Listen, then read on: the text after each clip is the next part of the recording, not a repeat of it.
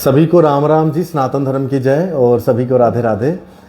इस समय ना नायब तहसीलदार की पोस्टों को लेकर जम्मू कश्मीर के अंदर काफ़ी ज़्यादा जो है रोष प्रदर्शन चल रहा है। कल भी आपने देखा जम्मू के अंदर काफ़ी सारा रोष प्रदर्शन था।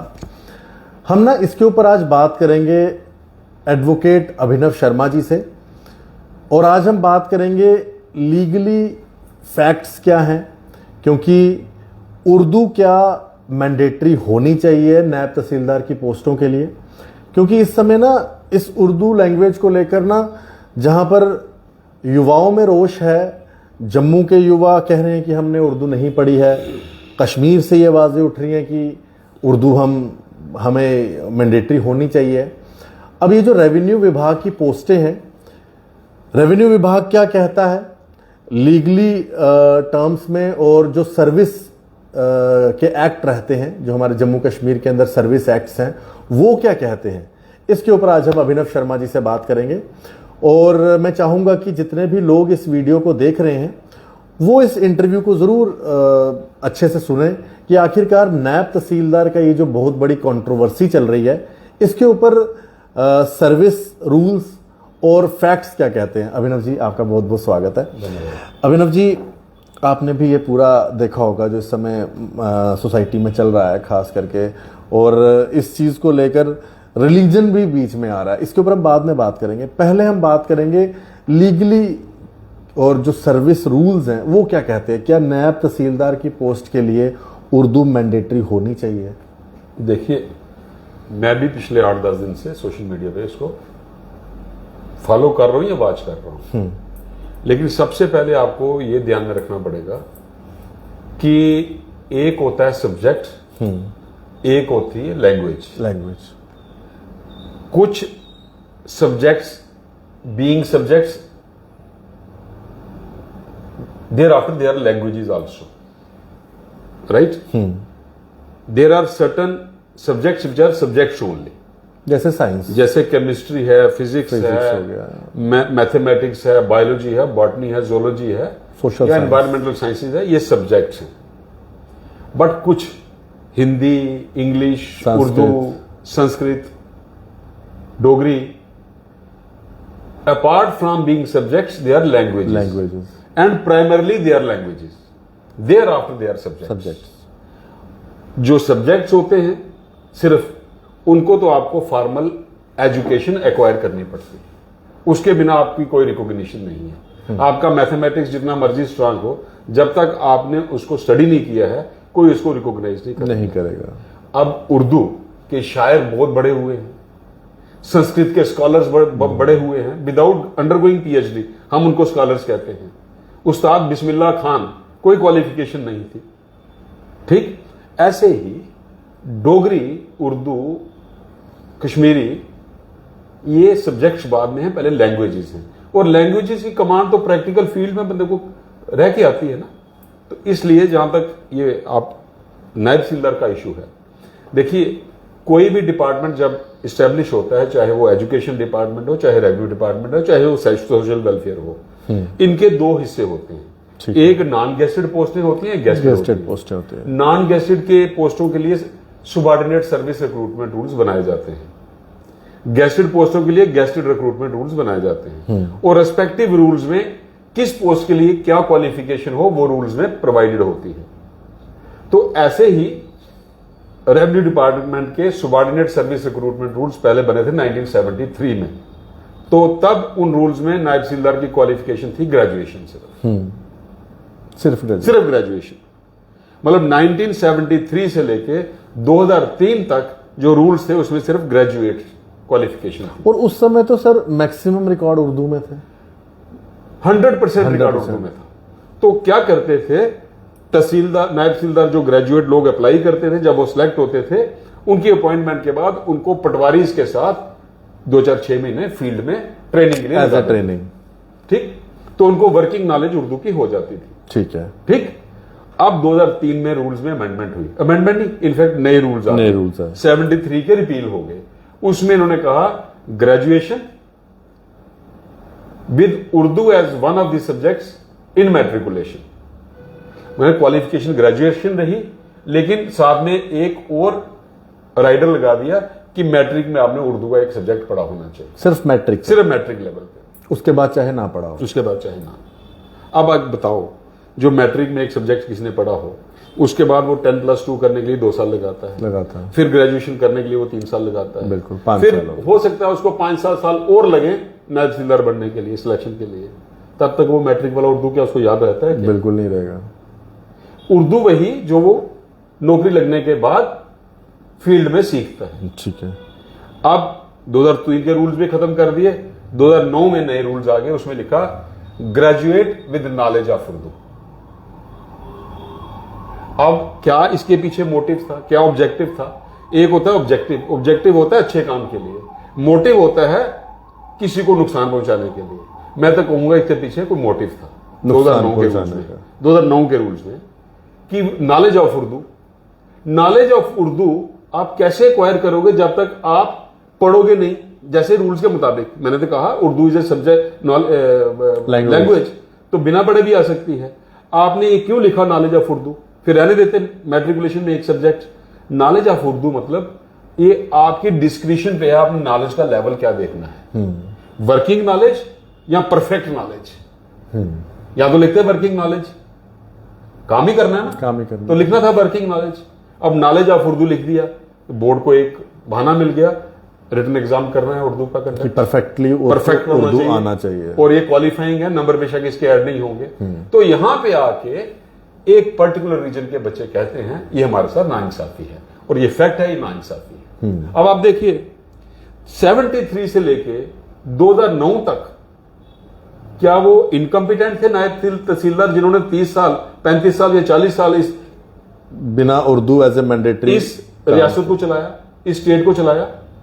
उनसे ज्यादा उर्दू तो कोई नहीं जानता था। अब मुझे बताओ, तहसीलदार नायब तहसीलदार से ऊपर पोस्ट है, वो पीएससी से सिलेक्ट होके आते हैं जो कंबाइंड उसमें उर्दू की रिक्वायरमेंट कोई नहीं है। वो तहसीलदार सारे निकम्मे हैं। वही एसीआर बने, वही डिप्टी कमिश्नर बने।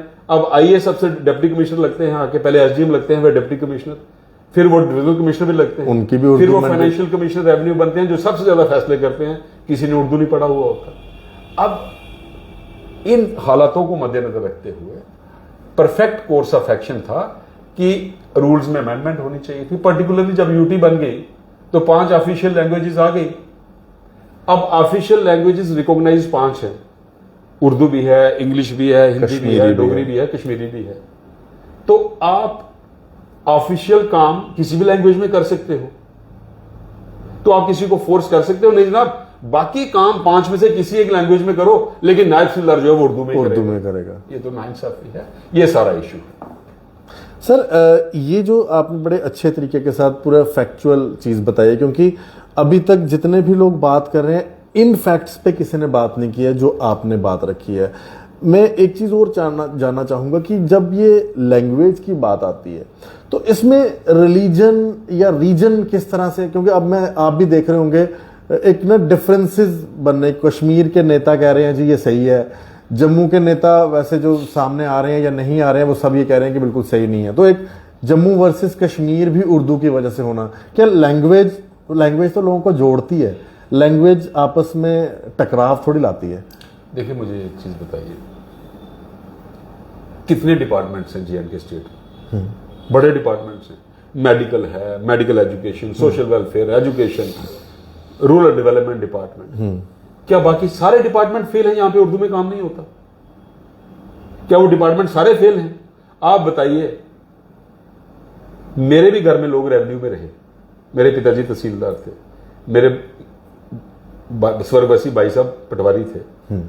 मुझे ये बताइए, with no attribution to a particular individual, revenue department की क्या इमेज है सोसाइटी में? मैंने नहीं बनाई, किसने बनाई? पब्लिक ने, राइट? तो जहां उर्दू में सबसे ज्यादा काम होता था वही सबसे ज्यादा डिस्प्यूट्स। कोई लैंड खरीदनी, किसी को पता नहीं कल कोई मेरे ऊपर मुकदमा कर देगा, वो इसलिए था।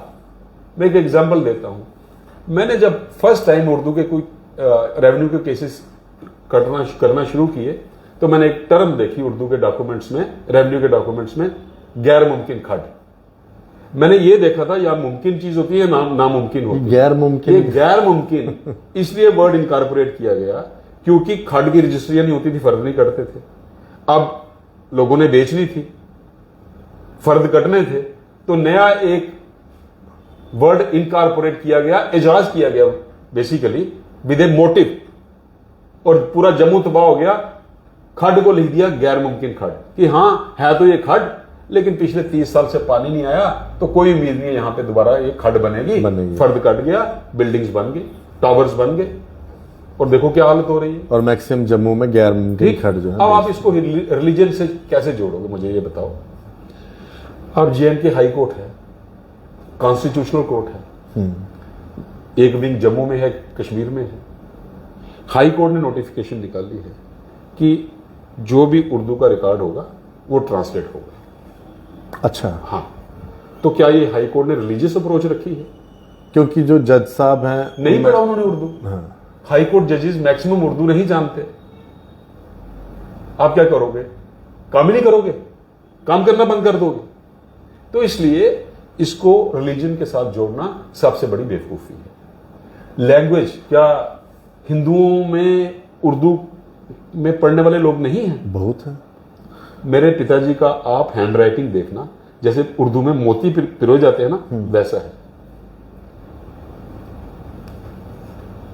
लैंग्वेज को रिलीजन के साथ जोड़ना, समझो आप रिलीजन की भी तौहीन कर रहे हो और लैंग्वेज की भी कर रहे हो और इंसानियत की भी कर रहे हो, और इसके ऊपर पॉलिटिक्स करना ये सबसे बड़ी बेवकूफी है। और लोग तैयारी नहीं है इसके ऊपर पॉलिटिक्स करने के लिए। मैं प्रीएम्प्ट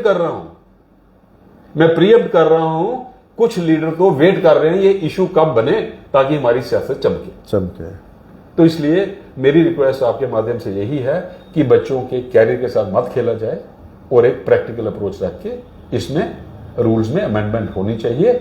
और जैसे पहले प्रैक्टिस थी 73 ऑनवर्ड्स, सिलेक्ट होने के बाद ट्रेनिंग दे दो उनको उर्दू। हाँ, 2-3 महीने पटवारियों के साथ अटैच कर दो, उनको फील्ड की नॉलेज भी हो जाए। और तो ये है सारा सिलसिला। ये आज जो अभिनव जी से हमने बात की है ना, मुझे लगता है कि जो एक सर्विस रूल्स क्या कहते हैं और उर्दू लैंग्वेज के ऊपर जो एक बड़ा क्योस मचा हुआ है उसके ऊपर हमने बात की थी। और मेजर था ये रीज़न कि लोगों को पता चले कि फैक्ट्स क्या हैं, कि क्या उर्दू मैंडेटरी है या नहीं है। अब जब हम इसकी बात करते हैं तो कृपया करके इसे जम्मू वर्सेस कश्मीर या हिंदू वर्सेस मुस्लिम मत बनाइए, क्योंकि लैंग्वेज का इसके साथ कोई लेना देना नहीं है। लैंग्वेज जो है, आज भी हमारे दादा फादर साहब सब ने उर्दू पढ़ी है और उर्दू लिखना भी जानते हैं, लेकिन हमें उर्दू नहीं आती, ये भी फैक्ट है। और आज मैक्सिमम जनरेशन आप देखेंगे, और कई ऐसी जनरेशन कश्मीर में भी हैं जो उर्दू नहीं पढ़ रही, वो भी उर्दू नहीं पढ़ रही और नहीं जानती है। तो इसलिए इसको आप रिलीजन बेस्ड या रीजन बेस्ड या आपसी भाईचारा खराब करने के लिए मत कोशिश करें। मैं तो एलजी साहब से ये रिक्वेस्ट करूंगा कि इसके ऊपर एक अच्छा डिसीजन लें और युवा चाहे जम्मू के हों या कश्मीर के हों, उन सब के साथ इंसाफ हो। आप सर इसके अंदर कुछ कहना चाहेंगे एलजी साहब से? उससे पहले मुझे एक बात और याद आ गई। 2008 के 9 में एक सिलेक्ट लिस्ट निकली थी, राइट? उसमें 3 एडवर्टीजमेंट्स थी। 2002 में एक इशू हुई थी, एक 2005 में, एक 2008 में। ठीक है। जो 5 वाली एडवर्टीजमेंट थी उसमें रूल्स लगते थे 2003 वाले, जिसमें लिखा था graduate with Urdu as one of the subjects in matriculation. उसमें भी कुछ लोग जम्मू के सिलेक्ट हो गए, 23 बच्चे, जिन्होंने उर्दू मैट्रिकुलेशन में नहीं पढ़ा था। तो बोर्ड ने कहा हमसे सिलेक्शन गलत हो गई है, ये तो मैट्रिक में उर्दू पढ़े नहीं है। उमर अब्दुल्ला ही चीफ मिनिस्टर थे जम्मू कश्मीर के। इन्होंने वन टाइम रिलैक्सेशन दिलवा के उनके अपॉइंटमेंट ऑर्डर इशू करवाए थे। अच्छा। अब वो नायब तहसीलदार प्रमोट होकर तहसीलदार भी बन गए। तो क्या वो उर्दू में काम नहीं कर रहे? बिल्कुल कर रहे हैं। उन्होंने पटवारियों के साथ 2-4 महीने 6 महीने काम करके उर्दू सीख लिया। तो ये कहना कि जो उर्दू नहीं जानता होगा वो काम नहीं कर पाएगा, गलत है। बाकी ऐसा है, मैं एलजी साहब को भी रिक्वेस्ट करूंगा और चीफ मिनिस्टर को भी रिक्वेस्ट करूंगा, इसमें एक प्रैग्मेटिक अप्रोच अडॉप्ट करके इस इशू को जल्दी से जल्दी डाइल्यूट किया जाए, और इससे पहले कि जो लोग इस पे सियासत करना चाहते हैं उनको मौका ना मिले। बहुत अच्छी बात। तो आप लोग इस इंटरव्यू को जरूर शेयर कीजिएगा और मैं कहूँगा जम्मू और कश्मीर में सब लोग इस इंटरव्यू को जरूर सुने, क्योंकि सीनियर एडवोकेट अभिनव शर्मा जी ने बड़ी गहराई से और एक एक पॉइंट को टच किया है कि कब से सर्विस रूल्स में क्या क्या चीज़ें थी, कब उर्दू डाली गई थी, कब उर्दू 10th में होनी चाहिए थी, कब उसके बाद बात हुई। लेकिन तब भी तो लोग जो हैं तहसीलदार बनते थे, नायब तहसीलदार बनते थे, और होता क्या था कि बाद में उनको 2-2.5 महीने की ट्रेनिंग दी जाती थी उर्दू में और वो अपना काम करते थे। और आज भी ऐसा ही होना चाहिए। बाकी इसको पॉलिटिक्स का केंद्र ना बनने दिया जाए और इस इशू को जल्द से जल्द रिजॉल्व किया जाए, हम भी ये रिक्वेस्ट करते हैं। धन्यवाद जी। राम राम। सनातन धर्म की जय।